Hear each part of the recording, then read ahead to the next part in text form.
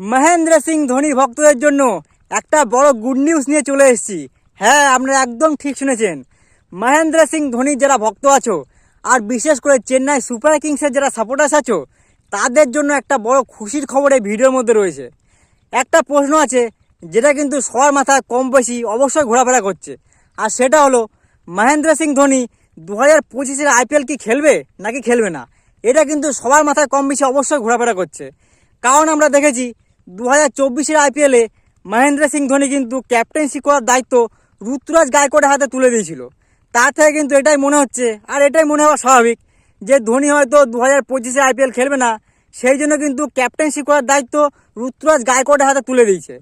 কিন্তু 2025-এর IPL কি মহেন্দ্র সিং ধোনি খেলবে নাকি খেলবে না, এটা নিয়ে কিন্তু একটা বড় আপডেট আমি তোমাদের অবশ্যই ভিডিওর মধ্যে দেবো।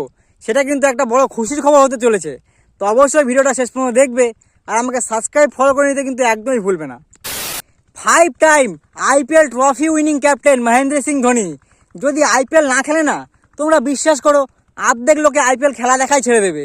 কারণ মহেন্দ্র সিং ধোনির ফ্যান বেসটাই এরকম, সবাই চায় মহেন্দ্র সিং ধোনি খেলুক, সবাই না মহেন্দ্র সিং ধোনিকে খেলতে দেখতে যায়। কিন্তু এখন আসল কথা হচ্ছে 2025-এ IPL কি মহেন্দ্র সিং ধোনি খেলবে নাকি খেলবে না, সেটার উত্তর এবার আমি তোমাদের দিচ্ছি। চেন্নাই সুপার কিংসের যারা টিম ম্যানেজমেন্ট রয়েছে তারা কিন্তু IPL ম্যানেজমেন্টের সামনে একটা বড় শর্ত রেখে দিয়েছে।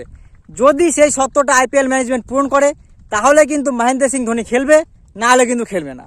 আর সেই শর্তটা হচ্ছে প্রত্যেকটা টিম, যতগুলো টিম IPL খেলবে তাদের কিন্তু কমসে কম 5টা প্লেয়ারকে, পুরনো প্লেয়ার যারা আছে তাদের কিন্তু রিটেন করার সুযোগ তাদের দিতে হবে।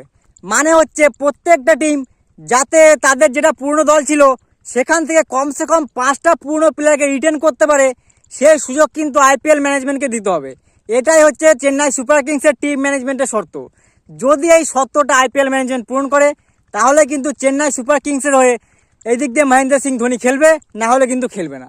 কারণ 2025-এ IPL-এ নতুন নিয়ম বানানো হবে, আর সেই নিয়ম অনুযায়ী কিন্তু 2 থেকে 3টে প্লেয়ার যারা পুরনো প্লেয়ার আছে তাদের রিটেন করা যাবে, তার থেকে বেশি প্লেয়ার কিন্তু রিটেন করা যাবে না। এবার যদি 5টা পুরনো প্লেয়ারকে রিটেন করার সুযোগ যদি দিয়ে দেয় তাহলে কিন্তু চেন্নাই সুপার কিংস প্রথমেই মহেন্দ্র সিং ধোনি, তারপর ঋতুরাজ গায়কোয়াড়, তারপরে হচ্ছে রবীন্দ্র জাদেজা, তারপরে শিবম দুবে এবং মাতিসা পাথিরানা, এই 5জন প্লেয়ারকে কিন্তু অবশ্যই রিটেন করবে। তারপরে যা হবে দেখা যাবে। এই 5জন প্লেয়ারকে তারা অবশ্যই আগে রিটেন করবে। এবার তোমাদের কি মনে হচ্ছে, IPL ম্যানেজমেন্ট কি এই শর্তটা মেনে নেবে না মেনে নেবে না, অবশ্যই কমেন্ট করে বলবে। আর কমেন্টে না মহেন্দ্র সিং ধোনির নামটা লিখতে একদমই ভুলবে না। আর আমার চ্যানেলটা সাবস্ক্রাইব ফলো করে নিতে কিন্তু একটুও ভুলো না।